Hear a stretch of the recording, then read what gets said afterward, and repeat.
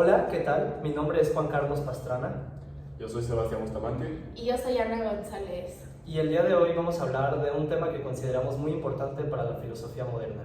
¿Qué es la verdad? Empezamos con la pregunta uno, que sería, ¿la verdad es absoluta o es individual? Bueno, yo considero que es individual. ¿Por qué? Porque al ser humanos tenemos perspectivas diferentes. Es decir, todos tenemos una historia de vida diferente, todos tenemos una manera diferente de ver la misma cosa. Entonces, creo que no hay una manera de decir, ¿sabes qué? Es completamente objetivo porque simplemente somos personas y no podemos. O sea, es decir, alguien, por ejemplo, que tuvo un accidente en algún coche, a lo mejor le va a dar miedo, pero alguien que nunca ha tenido problema y le ha facilitado la vida, o sea, al contrario, a lo mejor va a decir, está bien padre. Entonces, creo que depende completamente de las experiencias de vida que hayamos tenido anteriormente y creo que por eso simplemente no podemos ser totalmente objetivos. Entonces, creo que siempre va a haber este grado de subjetividad al ser seres humanos los que estamos interpretando lo que sea. Fíjate que estoy un poco de acuerdo contigo, pero no en su totalidad. Yo sí considero que la verdad en ciertos puntos puede ser individual. Por ejemplo, en el tema de que pues estamos limitados por filtros. Al final las personas pues nuestra principal forma de percibir las cosas es mediante nuestros sentidos.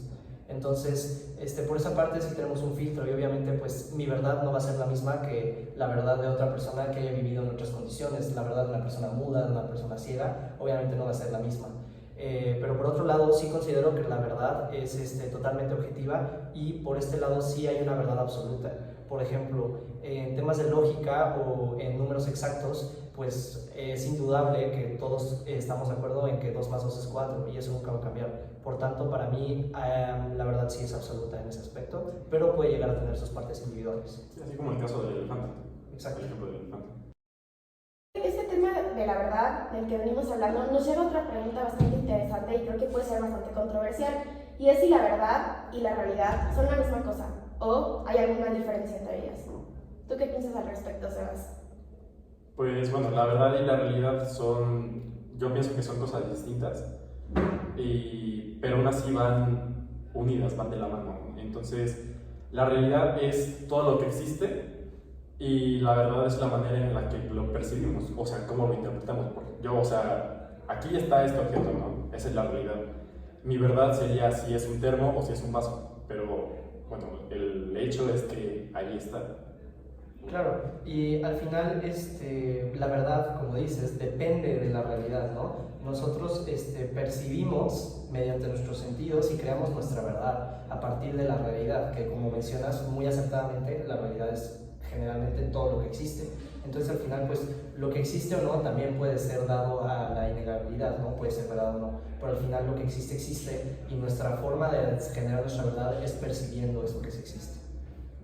Y retomando igual el punto de lo que decías de los filtros, que es, o sea, es la manera en o sea, estamos limitados solo por eso, para saber la verdad, pero no comprender totalmente la realidad de que pues ahí está. Claro, al final todos los estímulos que reciben de luz nuestros ojos nos permiten ver un termo, ver un vaso, pero al final hay animales, por ejemplo, que tienen muchísimos mayores fotorreceptores o tienen pupilas mejores, entonces al final ellos tienen una versión de la realidad probablemente mejor o diferente a la de nosotros, porque nosotros estamos limitados a lo que perciben nuestros fotorreceptores, por ejemplo, en el caso de la visión.